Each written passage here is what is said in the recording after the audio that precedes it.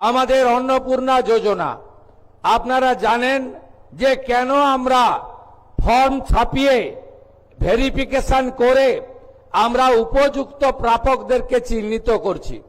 কারণ বিগত সরকারের যে লক্ষ্মী ভান্ডার প্রকল্প, এই প্রকল্পে ব্যাপক দুর্নীতি হয়েছে। মুর্শিদাবাদ জেলার জঙ্গিপুর ব্লকে সেখানে প্রায় 4-4.5 হাজার পুরুষরা লক্ষ্মীর ভান্ডারের টাকা তুলে নিয়ে চলে গেছে। কৃষ্ণনগর 2 নম্বর ব্লকে নদিয়া জেলায় একটা অঞ্চলে 173 জন পুরুষ লক্ষ্মীর ভান্ডারের টাকা তুলেছে। আমাদের মঞ্চে ডিজিপি আছেন, তিনি তার পুলিশ সিআইডি তদন্ত করছে।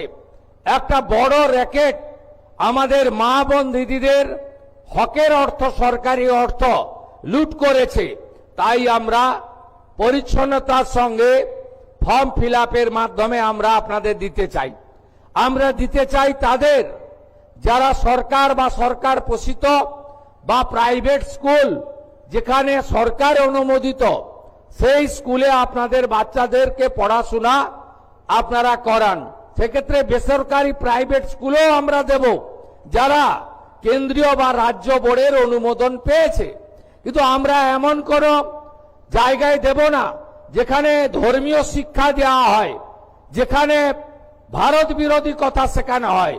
সেখানে যারা পড়াশোনা করেন তাদের পড়াশোনাটা আমাদের মূল স্ট্রিম এডুকেশন, মূল ধারার শিক্ষার মধ্যে পড়ে না, আমরা তাদেরকে দেব না।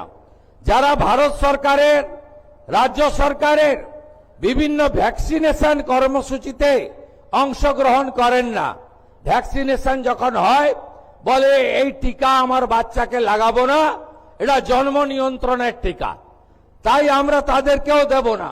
তাই আপনারা সহযোগিতা করুন। ইতিমধ্যে জুন মাসে 3 তারিখে 28 লক্ষ মা বোন দিদির অ্যাকাউন্টে 3000 টাকা করে ঢুকে গেছে। এখন অবধি 1,05,00,000 আমাদের মা বোন দিদি তারা এই অন্নপূর্ণা যোজনায় নাম নথিভুক্ত করেছেন।